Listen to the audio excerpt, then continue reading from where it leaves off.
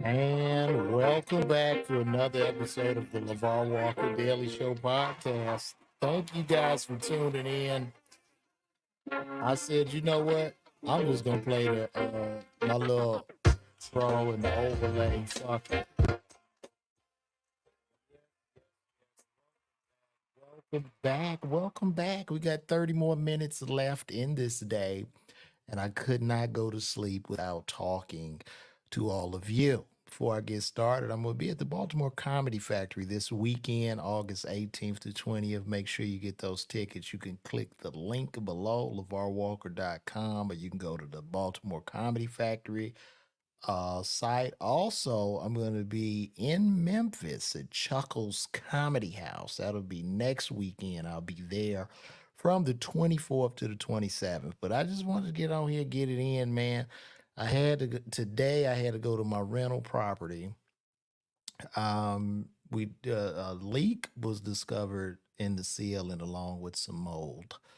So I ended up having to pay to get the mold fixed, and I wanted to do an insurance claim. So I had to meet my insurance adjuster today, and I've had this property for quite some time, and I've been paying my the policy for a long, long time. A lot of years I've been paying this policy, and the adjuster came out and he looked around and got on the roof and looked at everything and told me unfortunately none of that shit would be covered. And I'm like, wow. Insurance is just such a fucking ripoff. Like I was just at a loss for words. They come out, they look at shit only to deny your claim. So fuck foremost insurance and farmers. Like I don't even understand. And the reason they said they wouldn't pay for it is because a nail was coming loose on the roof and water seeped in, which caused the ceiling to leak. I had to get a ceiling repaired, mold, and that is considered normal wear and tear. So I'm like, well, what the fuck do y'all pay for? So is what it is. You know what I'm saying? I'm not tripping. I'm gonna pay, I gotta pay everybody to fix all this shit. But I was just like, damn. But you know what?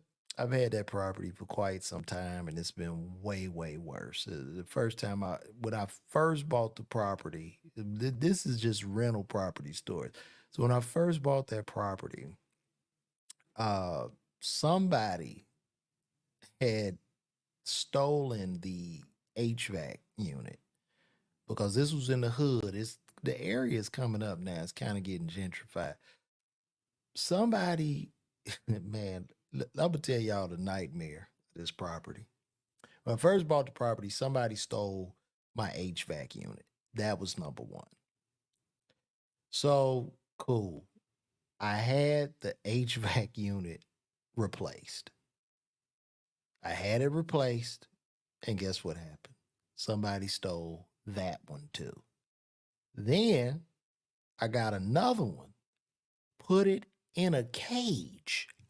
I had a man come and weld a cage over the HVAC unit, right?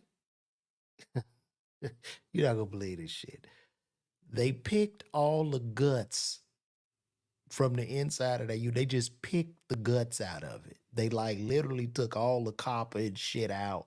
So I just had a shell inside of a casing. Then they took all my pipes. So, but that was early on. You know what I'm saying? I didn't have a tenant yet and all that shit. And I mean, they were just raping me. They were raping me. I was paying, I had my mortgage, I had the rental property mortgage, I was doing comedy. When I tell y'all, and I had to hold all that shit down, man, I must have been working, dude. I worked every shift. Do you understand me? Every shift CVS had. I was the fall guy. I worked overnight. I worked in the day. I worked my ass off just trying to hold on to all this shit. Still got the property. It's gone up in value significantly.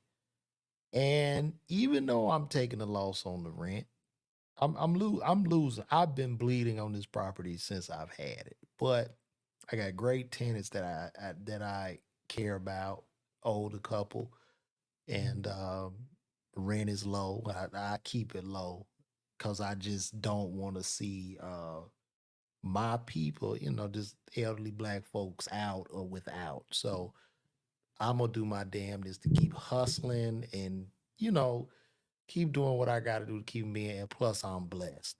So that was one of the ordeals today. And then I went and got my son. When shit like that happens now, I don't allow myself to like go into depression. Like I used to get super, super depressed when shit wouldn't go my way or something would happen, but I've matured some. And in that moment, with the insurers not paying for nothing, you just say, you know what? Cool. Cause you have a decision. You could either be like, you know what?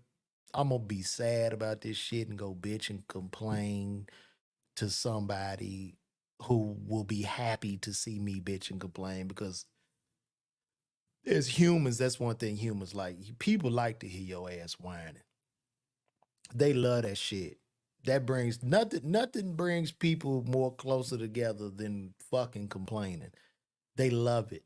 When you complain, people flock like birds, birds to bread. People flock. Just start complaining. What? You say what?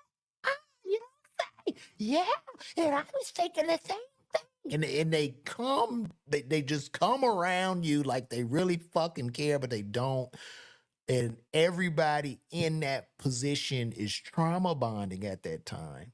And a lot of people hollering, complaining, all this shit, not doing any action to rectify their situation. This is what happens. This is what happens. So tell some people you doing good. Watch out quick. If somebody call you, how you doing? Amazing. They don't want to talk no more. They don't want to talk to you. So, and I do a joke on that, but I would just say for the next 30 days, no matter what the fuck you going through, I don't care if the house done burned down, mama sick, you sick, everybody you see, they ask you how you doing, say amazing. And it's funny how the power of words work. If you keep saying you doing amazing for 30 days, your ass doing amazing. Like straight up. Yeah, it's gonna do something to your mind. So our words are really, really heavy, man. Words are heavy. The shit coming out of our mouth, man. You gotta be careful what you talking. And then too, you have to be careful about some shit you receive too. Like, don't have no motherfuckers talking down on you, man. Like, you know what I mean? People coming around that little negative shit, soft hating and shit. Fuck them. You gotta cut them off. Cut them off, especially if you on a mission or a journey. And you know what? If you do along the way, if you do, because we are human and sometimes, we make mistakes, we take L's, but I don't consider a L a loss. I consider that shit a lesson. And and to fail, or if you fail, it's not a fail. That's just the first attempt in learning. Remember, I told you that. First attempt in learning. It's okay. Get back up and then own it. Own what you've learned. You know what I'm saying? Because people like to talk shit. Dave Chappelle did a great quote. And Dave Chappelle said, when heroes fall, cowards celebrate. I mean, that was really dope. When heroes fall, cowards celebrate. I'm trying to do my Dave Chappelle. I hope I'm getting it. I'm getting that shit. I'm trying to get it down. But yeah, that's it. Fuck that shit. I ain't about to, fuck crying and complaining. Try to fix your shit, man. Just get up. I'll be honest, man. I was laying around. I was like, fuck. I don't feel like doing the podcast. I was saying that shit was going through my mind, but I had to say, nah, bitch, you're gonna take your ass in there and you're gonna stay committed to this process. You're gonna do it. And now I feel great. I feel great. I think whenever I get down or depressed, it's from me not taking an action on some shit. It literally is for me trying to think the shit away or think it off or think if I'm gonna go to sleep that something's gonna change. Don't you do that shit? Like when it's a problem, we try to just go to bed and shit. Like niggas get sleepy when you out of money and shit is fucked up, you just get sleepy. And it's okay. Get you some rest, but we sometimes we gotta sleep that shit off like it's gonna change the situation. Like we gonna wake up and when we open our eyes, like everything is healed and everything is resolved. So, you know, that's just a little word. Now, I'm gonna get into more today. So today in Minnesota, in a small Minnesota town, the whole police force and the chief resigned. They all said, fuck it, we out because of low pay. Uh these guys were getting like something like $22 an hour or something like that. They was like, fuck that, we're out. So they don't have a fucking police force, which is insane to be. So I was like, wow. I mean, could you imagine being a criminal and hearing this fucking great news? Like you in the bank and you see that shit come up and you holding shit. I'm shooting in there. Look, I need all the money out the goddamn. Give me your money, cause ain't no cops for y'all to call. So let's go. The small Minnesota town will soon be out of police department. An exodus spurred by low pay for the chief and his officers. Police Chief Josh Smith and one other officer is still on the force, but only until their resignations become official next week on August 23rd. They got two cops in this Minnesota town. Smith submitted his resignation at a city council meeting August 9th, where another full-time officer and five part-time employees resigned Friday after learning that Smith was stepping down. This is heartbreaking to us. Goodhue Mayor Ellen Anderson Buck said Monday night after emergency council meeting. Goodhue in southeastern Minnesota has about 1,300 residents. The council will seek extra enforcement from the Goodhue County Sheriff's Office while town officials work to rebuild the department. So trying to hire $22 an hour, you're never going to see another person again walk through those doors. He said smaller departments pay at least $30 an hour. The mayor said the mass resignation was surprised because the council gave officers a 5% increase and Smith a $13,000 raise earlier this year. People not playing. I mean, shit, the UPS drivers are now making $175,000 a year. Shit, the police, they want more money. People everywhere like fuck it, man. Like I get it. Ever since the SAG at the writer strike, the actor strike, people everywhere like fuck this. We need more pay. They were even trying to unionize Starbucks workers. Um, I don't know, man. I don't know. I think like with UPS drivers at listen, $170,000 a year. A UPS a UPS driver right now is making more than a pharmacist. Straight up. I up with a doctorate. Like going to school, all that shit, taking all them stupid ass tests, all that. I'd be better off in that damn truck delivering packages now. So I'm not tripping. I want everybody to get their money what they deserve. But what happens with this? If you got a whole UPS force of $170,000, let me show you how economics work.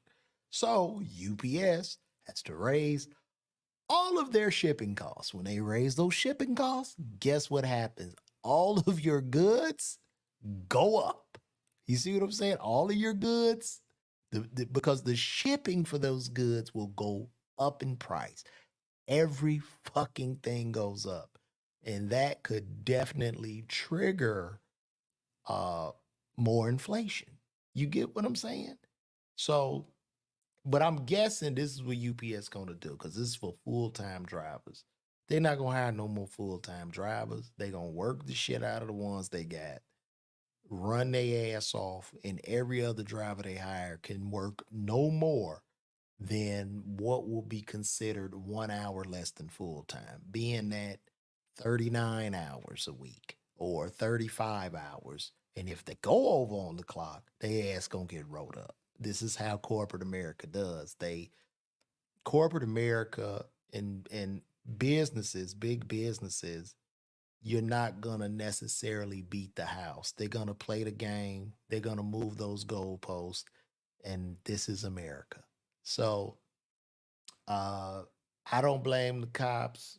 You know, you out there risking your life and shit in the small town or wherever the fuck you at, and you can't even get a decent rate of pay. You out there with a gun, a badge, a dog, people spitting on you, kicking your ass, and you making $20 an hour, and you seeing the UPS man drive by. So all these cops, I guess they can all go to UPS now and be drivers, like because that's where we're at right now.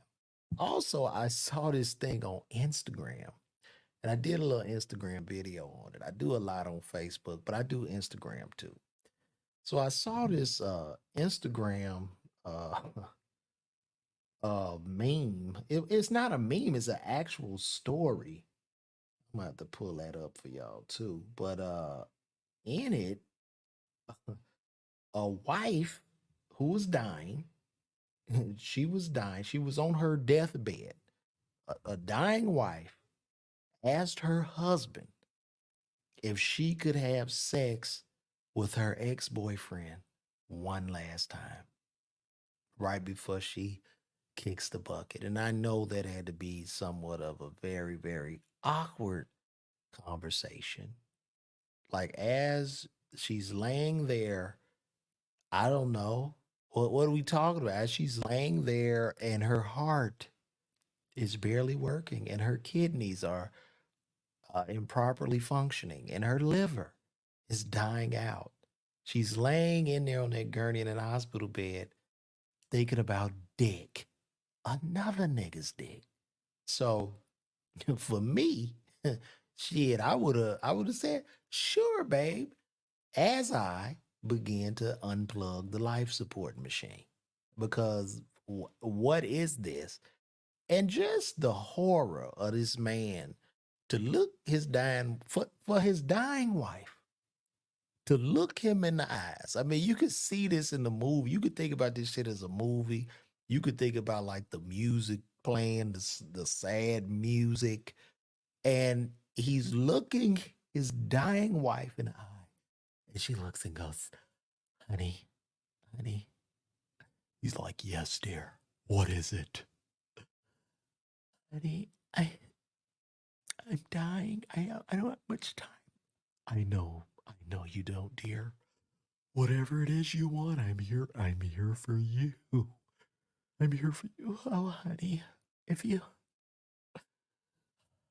I hope you understand my wishes.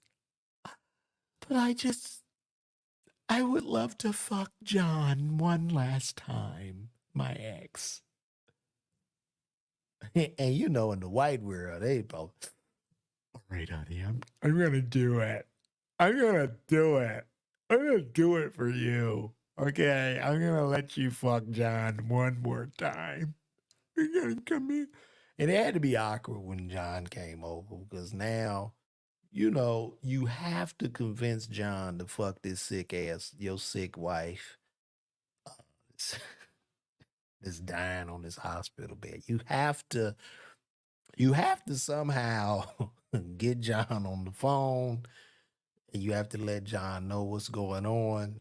And you gotta figure out how to get John to come to fuck your dying wife on her deathbed to give her her wish. Now, for me, I would pull the plug and say, "Bitch, you got me fucked up." All right, but I'm just doing hypotheticals. So we got to figure out how to get the ex to come to the hospital and ram your wife on her dying bed. And I'm guessing as he is drilling your wife, I guess I don't know if you sit in the hospital room, do you sit outside with the doctor? I don't know how this shit works, but it's weird. And is as she's dying and she's getting drilled with the dick, is she hollering? Is she making noise? Is there the possibility that her ex, as he's fucking her on on her fucking deathbed, could put that dick on her and flatline her? Now you in a situation where she got her dying wish, and now her ex done fucked her to death. Man, listen, we on one tonight. I am so glad because I was literally about to take this good shit and sleep it off. You see how God works? Don't you talk about my God, my Jesus. Now Trump is supposed to be checking into Fulton County. This is a whole fucking dog and pony show to me. I feel like um I feel like almost in every presidential election, every president contests votes, the count of the votes. Because remember when George Bush won, when he beat Gore, and we were like, ain't no fucking way. Gore had won like the popular vote, but George Bush, won the electoral college, and the electoral college wins you the presidency. Now with this shit with Trump, it just seems like I don't get it. I really don't get it. But I know that from what I see and what I feel, like I'm not like no political pundit or no shit like that. But from what I feel that we're looking so bad right now, just as a country.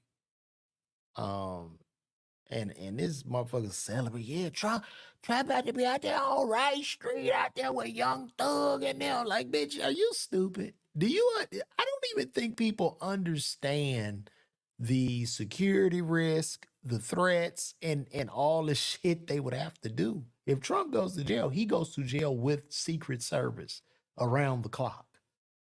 And if you jail him, you jailing. And I am not going to sit here and vouch if he did wrong. But I'm not justifying any of the alleged crimes he committed. But what I'm saying is, from an optical standpoint, right? For it being 330 million Americans in the US, what does this shit look like on a world stage? What does that look like? You know what I'm saying? How weak and divided do we look at? Look as a country. And I feel like if they jail him, I think, I think that shit could low key start a civil war in the United States. I think if they jail him, I think we could be on the brink of a civil war.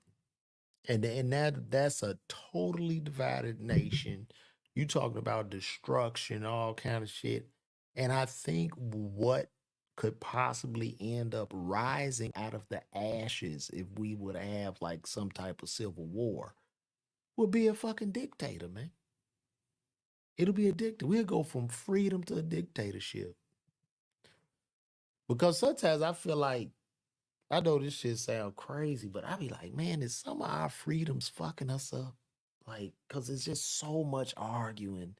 Nothing can get done. Everything is so bipartisan. Everything way on the right is way on the left. And we just at a standstill. Meanwhile, inflation is through the fucking roof. You know what I mean? Other countries are forming their own currencies.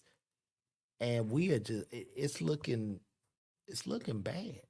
And the only thing we could probably do, we had to fuck around and well, what will end up happening? Because even right now, our the US credit rating is downgraded. Now, if you don't know what the US credit rating is, the US credit rating is done by Fitch. Just think of your own credit, your credit score. It's the same for the US. But this is a national rating for countries.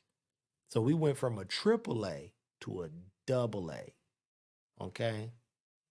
Now that was downgraded. And when that's downgraded, what happens is the interest rates on the money that America borrows increases, right? And then your bonds and shit, the interest increases on those bonds. And then those bonds become less desirable.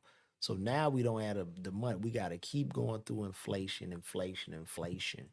Shit gets crazy, money's tight because the shit all at a standstill now. Ain't nobody selling no house, ain't nobody buying no house because nobody want to pay that high rate, and nobody in their homes already want to give up their low interest rate. So the whole market is just locked down, like totally paralyzed. So, as money continues to tighten, tighten, tighten, you know what we got to do, right? Gonna have to go to war. Gonna have to go to fucking war with another country.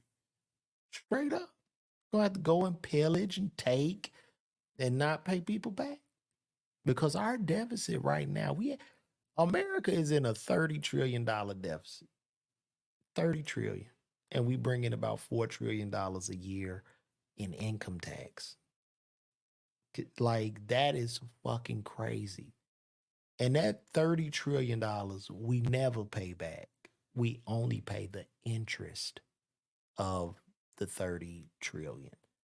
Now, with America's credit rating being downgraded, just to pay the interest on the 30 trillion in 3 years, the money for that will be higher than our total military budget combined. So now that's pushing us down. So, well, what do? We go get them nukes, get them guns, say fuck this shit. We ain't paying no fucking more. We killing. That's the American way. This is how this shit works. I hate to say, but I think it's coming. I definitely think it's coming, man. You know what I'm saying? I'm seeing the writing on the wall, man. Way this shit is just, it's getting very, very weird out here. And I mean, if they take Trump to jail, what do you put this nigga? I guess they gonna have to put him in a cell like Magneto. I don't know if y'all seen the X-Men. They gonna have to lock him in a big plastic Magneto type cell with a special unit. You got a former US president coming down to Georgia to answer to a to a state district's attorney, bro. This shit is insane. It's insane. And look, I ain't even taking sides. I'm not saying Trump was right, but they not saying shit about Biden with the cocaine in the White House. Like what the like? Come on, man. Come on, man. We got to talk about this shit today. I can't. You know what I'm saying? I think that's where we going, man. So that is that. So guys, I think damn. I think I done talked about everything I want to talk about this evening. We right at 30 minutes. Let's go over a couple of comments. Also, let me tell you guys again, I'm gonna be at the Baltimore Comedy Factory this weekend. Bring y'all ass out. I want to seize everybody. We're gonna have a congregation. Amen. Yes, yes, yes. I want all of the congregation to join in the name of the Lord, and we're going to sit down and talk. Amen. You can look to your neighbor, and we all are going to have just a good, good time. So let me answer a couple of questions here. What we got? What y'all talking about in these comments? Any questions for me this evening? Y'all should, if y'all got some questions, let me know. Y'all gonna put them in the comments. Shout out to Angelica Walker, Travis Allen, Bradley. Is that Bradley Garden? Araminta, Cash H, Kai Walker, Tracy Smith, Monica Whiteside, Terry Wilson, uh, Talisa Preston, Spades, everybody. What's going on? Oh, they like the Chappelle. Yes, I'm glad. I'm glad you liked it. A lot of times people say things that are obtuse, and I told the nigga. I looked him in his eye. I looked him in his eyes.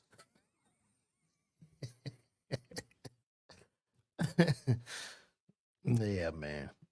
Do y'all want to do a call in tonight? Shit, if y'all ain't doing that, y'all can just call in if y'all like. I'm vibing right now. You can do a call in at 678-310-7139. Y'all can call into the show and holler at your boy if you would like. It's up to you. It's up to you.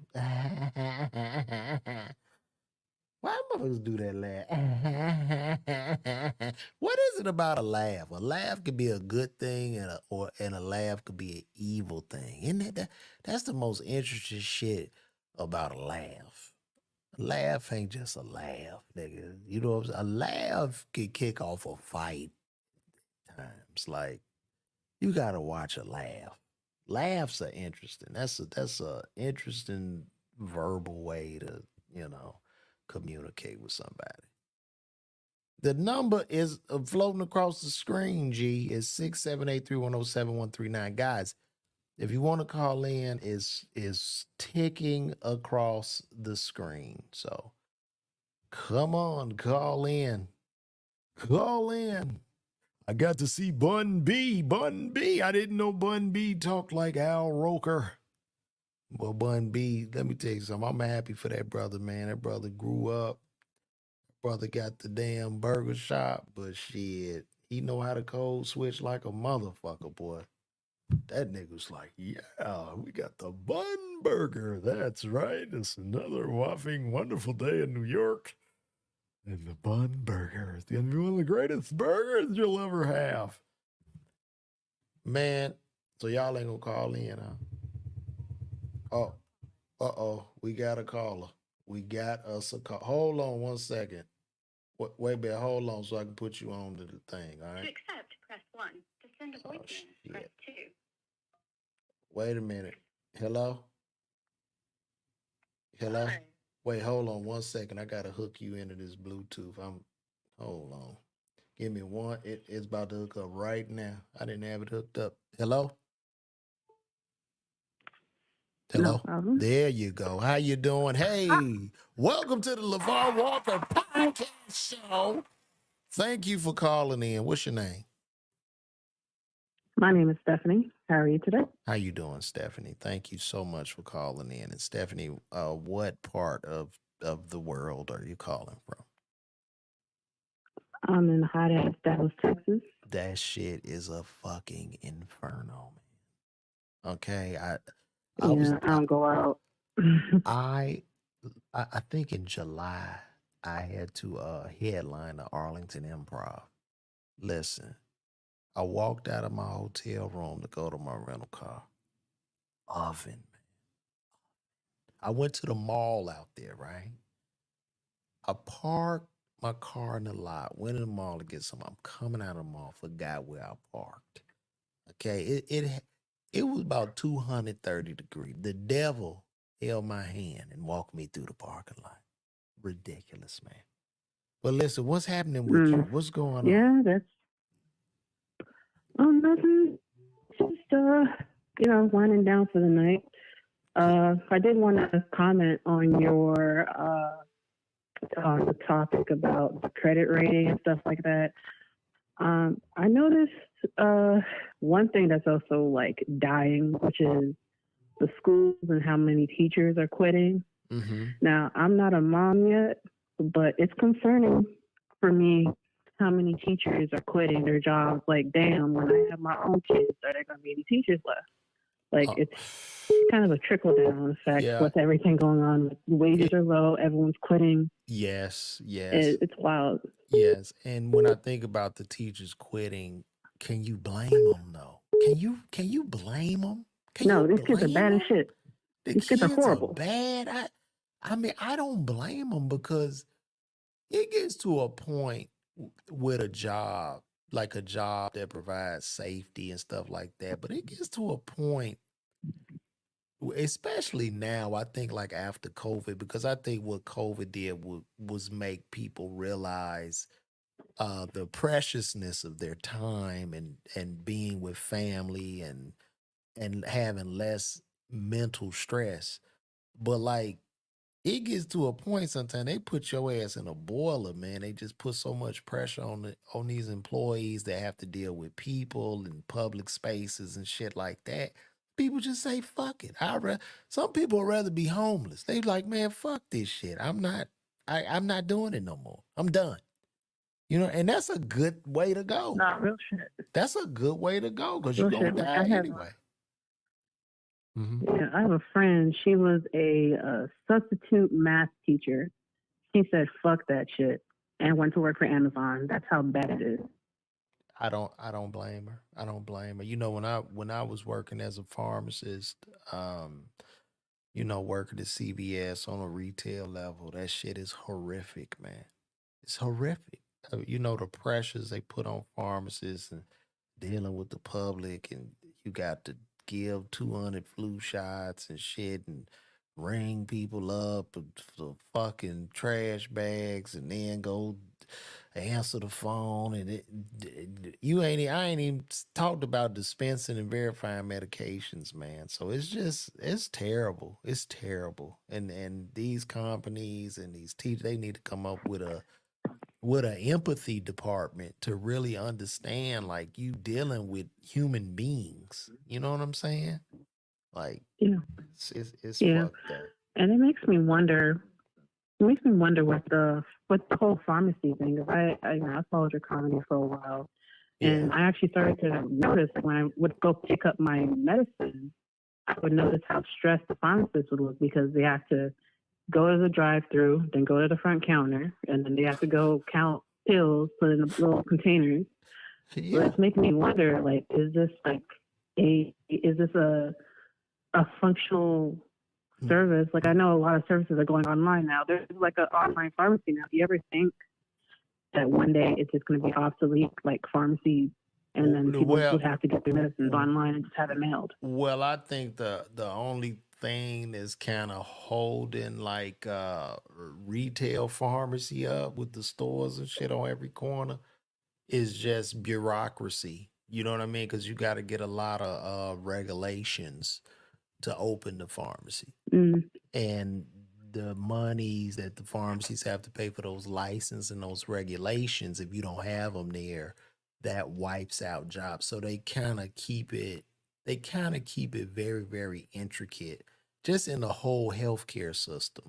The healthcare system is very, very intricate and tricky and shit. And you got a deductible, you got a copay, you got this co-insurance, like you got like 20 mm. fees, right? And then your insurance company don't pay shit. So the whole healthcare world is very, very, very tricky, man. And it's so many laws and shit interwoven. They don't, because overnight I believe you could fully automate pharmacy. I mean, I'm talking if they just if somebody would go to Amazon, if the president said, fuck all these laws and rules, we wiping them clean and go to Amazon and just say, look, just make a system to get these people their meds. I think it'll be like cake. Like it would be insane. You know what I mean? So that's the only thing that's I feel helping that's me. already happening. Like, Is I don't know if it's on your Instagram ads, but I see lots of, maybe it's based on what I be searching, but a what lot of, what it's it, like you can get your antidepressants, you can get your, yeah, you need to get your heart medicine, you but can get from this website. but the thing is when you get discharged from the hospital, you know what I mean, you need the pain meds immediately. You need that antibiotic Oh, immediately. yeah. And then sometimes you will need a compounded medication, which is, something that they don't Yeah, that's true. manufacture that, we gotta mix up in a little mortar and pestle and, get you right. So but that's what's up, man. I really appreciate. Beautiful. How long you been? Did you check Yeah, out my show when I came to Dallas? I did. I called before. Yeah, I came to your Dallas show. Oh, good. Did you It like was it? very funny. Good, good, man. I did. Good. I enjoyed it. I Yeah. had a good. I have a Hmm. good time in Dallas every time I come. So, thank you for coming out and showing the love. You know what I'm saying? I Yeah, absolutely. appreciate you, man. So, hey. Appreciate you Absolutely. calling, and let me go on and move on Yeah. down the road. All right, you stay blessed now. Thank you All again. right. Have a good night. All right. Yes, yes, yes. I'm taking more calls. I know I was a little bit long winded on that one, but I'm taking.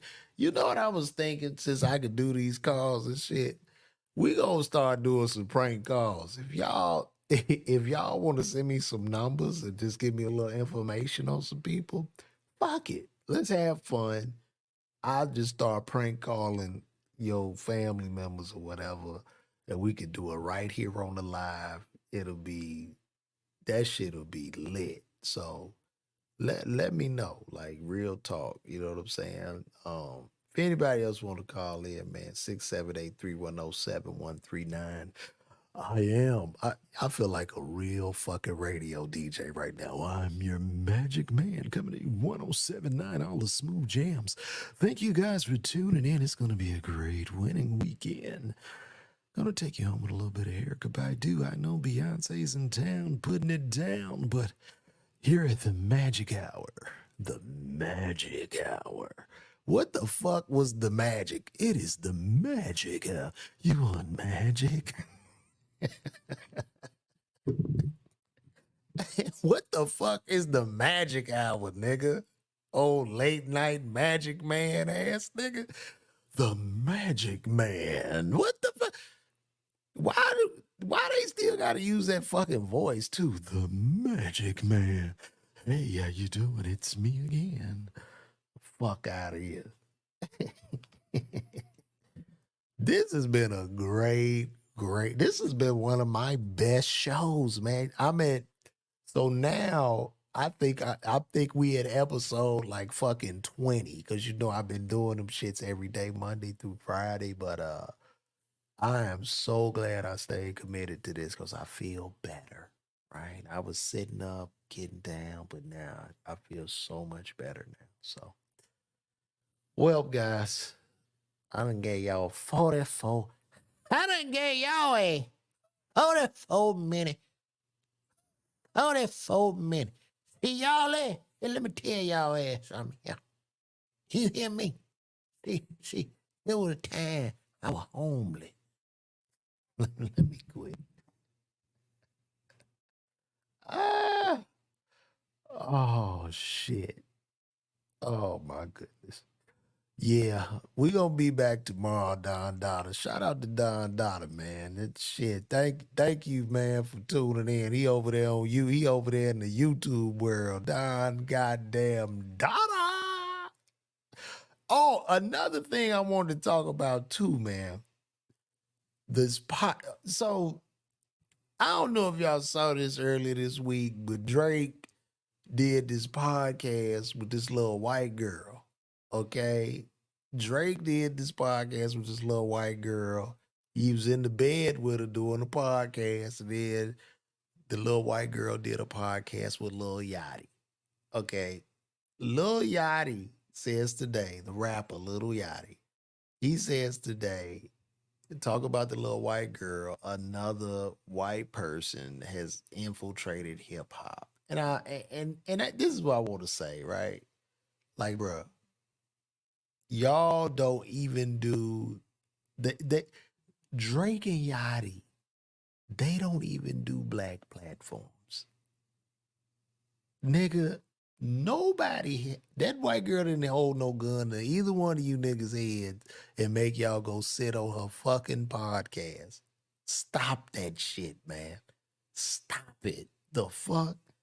That shit was back. I'm like, nigga, fuck out of here.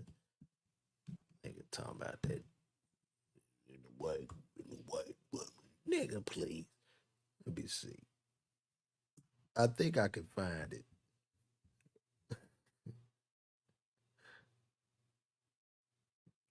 The girl's name is Bobby Altoff. Fucking no. Bobby Altoff. She just a white girl. Just popped up out of nowhere, and all these niggas running over there. They don't get no black no black interviewers no time of the fucking day. Now them niggas running over to the white woman, and then they piss off She pissed them off. They want to call a fucking race car. Man, get the fuck out of here. Let me see. Little Yachty. Yeah, that was it. I said Lil Yachty, Bobby Altoff. See. Let me see. Read this shit. Y'all got me on here all night tonight. Yeah, there we go. Let me pull that up.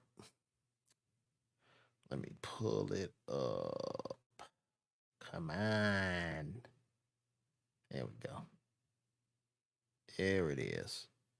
Little Yachty strikes back. So Bobby Altoff, she a TikTok star. She said things got awkward when Drake invited her to show in LA. She was I don't know where this little white girl came from. And then look, this is what he wrote. Another white woman tricked hip hop again. She comes alive around her own people. That's her doing the interview. Get the fuck out of here. Nigga, that little white girl ain't make your black ass go down there and sit with her. Now you wanna cry. Now you wanna cry. Can't none of them podcasts the niggas get you to sit down and say hello to them. But you run your ass over there and not now. Now this the white woman the problem, huh? Now we got to do a fucking march. Fuck out of here. I don't like niggas just use. If you gonna use your race card, use it right. Fuck. Don't just pull that motherfucker out like it's a fucking debit card, nigga. I don't like when they do that shit, bro. I don't. Pull your shit out. You the victim. Fuck out of here. That shit is crazy to me, man. Oh my goodness. All right. I'm about to get out of here. Y'all go have me on here all night. Oh, you know what? Fuck it. I don't give a fuck. Fuck I got to do. I stay on this bitch all goddamn night with y'all. Let me see here. What else is going on? Man. Keke Palmer's baby daddy, he done moved on.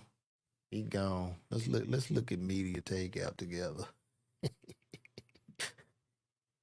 So that's Keke Palmer, baby daddy. He got the fuck out of there. That's so bogus, man. That is so bogus. She ran to the Usher concert in that damn cat suit. They had the issue. Then she go do a whole sexy music video with Usher and just played this young man like a chump. You see what I'm saying? See, this is the narrative they want to put out in Hollywood. They want to do this kind of role reversal shit with men and women and make the man the woman and the woman the man. Michael Jordan secretly marries Larsa Pitt. You see this here? Let me tell you something. That is why I know Michael Jordan is my GOAT, but he had to be a horrible father. Ain't no goddamn way.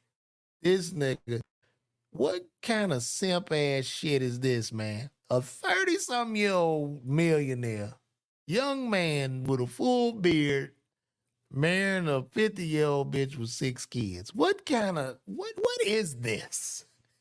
This is the heir to the Jordan throne, nigga. What is this? This look like one of them porns. Don't this look like one of the kind of them stepdad porns, like the end of the stepdad porn?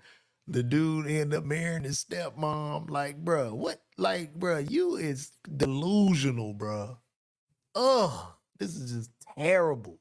That's the havoc and chaos that this woman has caused with two the havoc and chaos that this woman has caused between two sports superheroes. Okay, and that being Michael Jordan and Scottie Pippen. You talking about the fucking Batman and Robin of sports. Six fucking championships. It's a 2 billion bitches on earth, and you can't get another one. God damn it, Marcus Jordan. Fuck, man. Like you couldn't just respect the chips, bro. You couldn't respect the NBA championships, man. It's like, nah. And not fuck your auntie and marry your auntie. What? Do you know how weird this shit looks? And that's what I say, Jordan had to be a terrible dad. It's no fucking way. He just wasn't there. He didn't have time. He didn't have time. Just God. Uh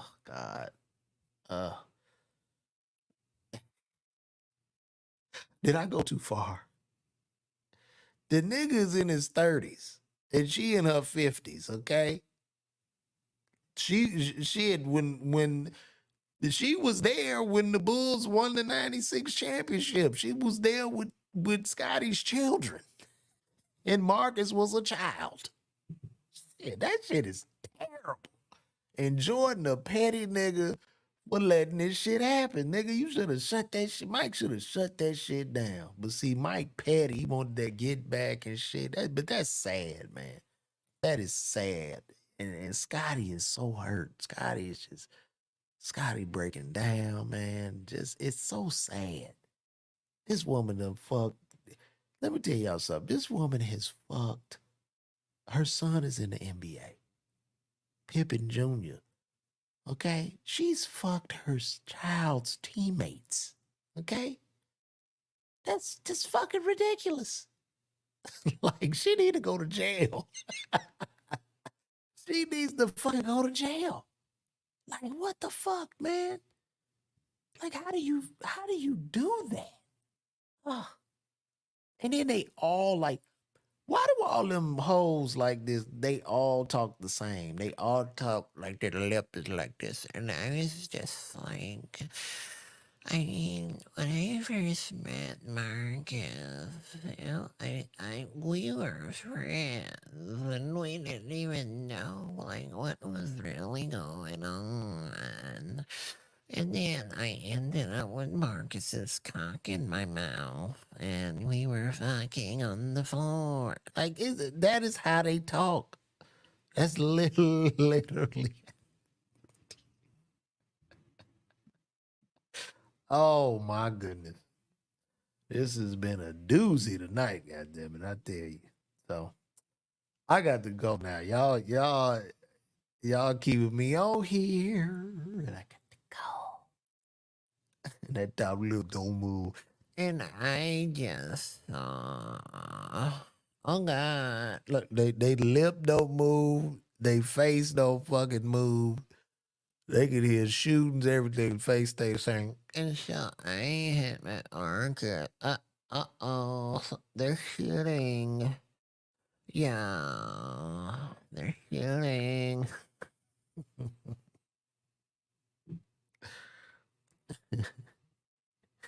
She was grooming his ass. She just fucking him to get the mic.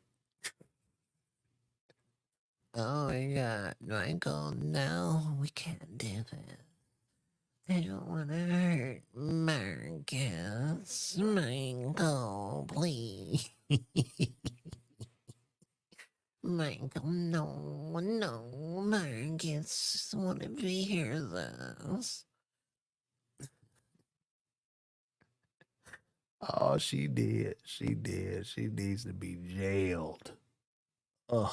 Just do a role reversal of that shit. Like, do a role reversal, yo.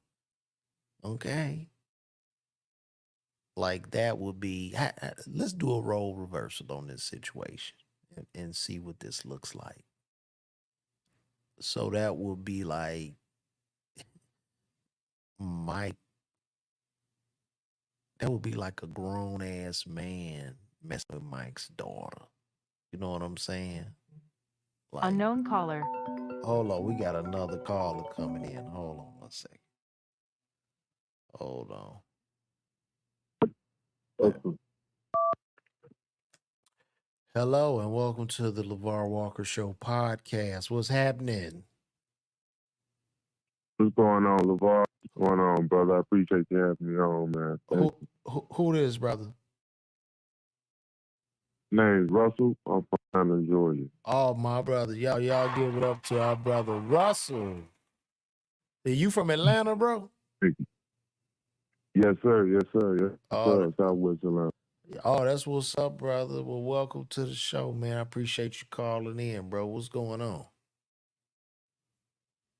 Nothing much. I just wanted to have a question. I just had a question for you, LaVar. Like you all the time, you seem like a like-minded brother. And when I say like-minded, I mean somebody who's clear-headed and who's off of his principles instead of, groupthink and what other people think. So I just had a question for you that I think you might have a good answer for.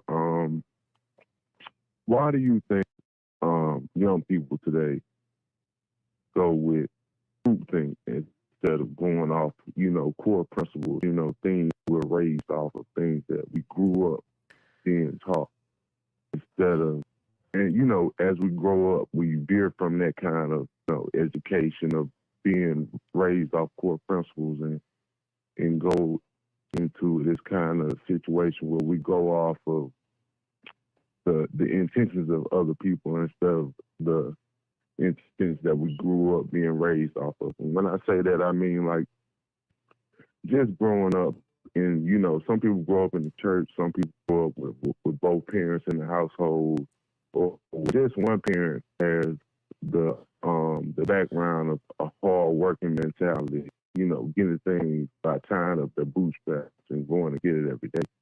I think as we get older, some people get up because we do live in a capitalist society where people are motivated by money and getting things that they might like, and it's a funny situation where a lot of people find themselves in where they break up a home or unit or something of that sort because they become so motivated by things of materialistic motivation instead of staying grounded in like pure goals and things that they grew up wanting.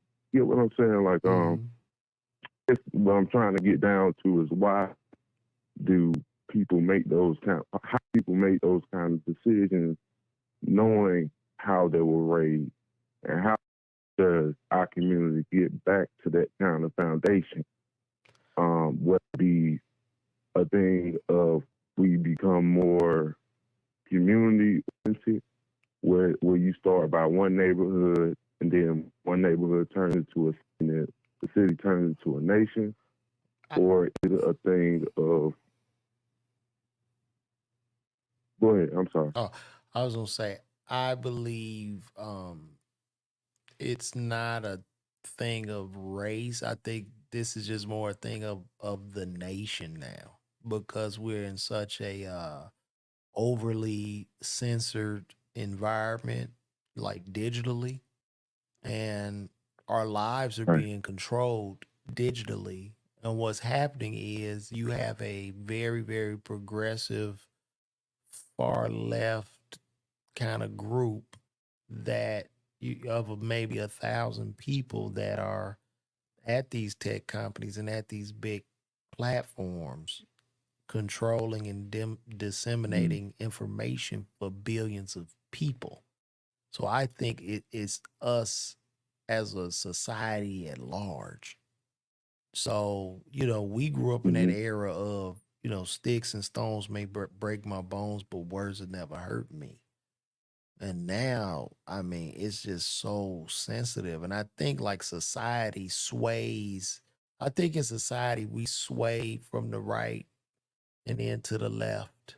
And like right now, it's not really about family. Women do they thing, men do they thing. I think the pendulum is gonna swing back more to family values. Probably like with my son. My son 8, so like when he's of age, it'll probably swing back to that. So I just think we just soft as just a whole, just a society.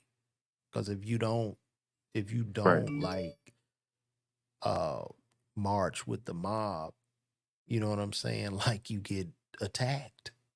You get fucking attacked. Like I'm a matter of fact, a good friend of mine who's a OBGYN, my homie from Chicago, Dr. Pierre Johnson. Right. Dr. Johnson proposed a question on TikTok. And the question was, why do women prefer female gynecological surgeons over male gynecological surgeons, if and why don't they prefer just the best gynecological surgeon versus the gender? And dude, women got up in arms. They would like kicking them in the back. You know how they do with the stitches and shit. Like they just, they just walk you out. Like that's the town square, and you just getting beat. Like people, comment. It went viral and shit. It was just like he was literally in the town square. They throwing rocks and shit at him, and they just whooping his ass, literally for asking a fucking question, bro. That they couldn't be civil enough just to answer it and go, this is why. You know what I'm saying? No, they took a little snippet of it and they just totally, went chaotic. And here's the thing. And here's you know the I'm irony sorry, to that. but Here's the irony to that, right? So all these women were going in. About 3 days ago, a baby got decapitated during delivery. Okay? That baby, the doctor for that baby was a woman. You see what I'm saying? So that's why it will go back to his question of asking, well, why don't you want who the best surgeon is? Now, she ripped a baby's head off, and I don't see the motherfuckers on TikTok doing nothing with her. You get what you see how crazy that shit sound? But that's the thing. When it gets to that point, it's always, I feel like a reversal to that. See, I'm 25, and most of the people I grew up with, they're pretty much in their phone now because from social media, that was the dawn. When I was 16, that was the dawn of social media. So people kind of grew up from that point with their phone. So it's like, what I'm trying to figure out is how do we get back to a point where people start going back to, if they want to find something out, yeah, it's cool because it's always been a source of information that pop up in front of newspaper or an ad on TV. How do we get back to a point where people see something that sparks curiosity and then go look up their own information, like go to a library or an article in different domains, like different newspapers with actual sources behind it. We gonna go back to that where we go back to candles or lanterns instead of lamps. Okay, we're never going back to that shit. Never. Okay, people are gonna prefer convenience and technology, sir. Ain't nobody going to no fucking library doing the Dewey Decimal System, nigga. It is 2023. Okay, like. We're never going back there. But it's like, I'm not saying that you should make that kind of a stretch or go that far. It's just try to, if you see something, don't just go off of the first thing that you read. You get what I'm saying? Oh, it's like when you see a ad on Instagram or something that you scroll on Instagram, you might get for 30 seconds, but that 30 seconds takes up your whole spectrum of thinking about a certain subject. You get what I'm saying? And that way forms the way that you raise kids and the way that you raise people around you. I feel like the only way that we're going to get back to the same core of sense of thinking is if we start young enough to say, okay, kid, this is what's going to be in front of you your whole life. But at the same time, this isn't the main source of information. You get what I'm saying? The only way we going back to that shit is if the power grid explodes. We're not going back, dog. Then they still got to wait. Dog, you might well say, well, we going back to the VCR, baby. Like, that shit you talking about is not happening, brother. Because what I'm saying, bro, the information all I'm saying, LaVar to you is, look, the information you talking about, dog, if you see something real quick and you want to know more about it, you could put that shit in the chat GPT and ChatGPT to answer that shit, dog. Like, you know what I'm saying? Like now, dude, that shit is like stronger than Google, bro. Like that shit answers whatever. I mean, and it But that's gives the you a core. That's the complete core thing. breakdown. That's part of the core thing. Like the way they're set up, they'll have you all young men, especially young black men, walking around listening to trap and sagging their pants all day and just speaking nonsense and can't, speak correct English. And we're just dogs and walking around chasing women when that's not the narrative. You get what I'm saying? Some people are hardworking, like to stay self motivated and just keep that Wait, core. you talking But about it's you saying somebody would do like expose what now? You you was talking about the no, sagging the I'm saying pants. that. Yeah, what I was saying was like that's part of the core thing that they put out there that they'll have you think that most black men, especially young black men, would have, what I'm saying, a off putting off putting demeanor to them, like walking around with the pants sagging or don't know how to speak correct English when that's not the case. Most of us are hardworking, trying to do good for our families, and that kind of narrative spills over into our own lives in a each individual person. You get what I'm saying? Because your family members see that, and when they see that, they look at you. And any kind of mistake becomes big. You know what I'm saying? And it's a domino effect, especially in our community. So it's what I'm trying to figure out is how do you reverse that on a on a on a molecular scale that turns into a bigger thing, because it's getting to a point now where that's all that we know as a culture. If we want to find something out, we don't go to a newsstand. We go to our phone because it's convenient. But at the same time, people have families. That's still a thing. That's still a thing in society, whether we like to acknowledge it or not. And to keep perpetuating the same cycle just seems, it seems like the definition of madness. You get what I'm saying? Yeah, I feel you. Yeah, but But man, LaVar, man, I appreciate you letting me on, man. I feel like I had to, what I'm saying, I just talk to you appreciate you. one time, brother. I appreciate What you I'm saying? hollering at me, Thank bro. you, man. Real talk, man. God bless, brother. Be good, man. Thank you for calling in, bro. No doubt. Always. Yeah. Thank you.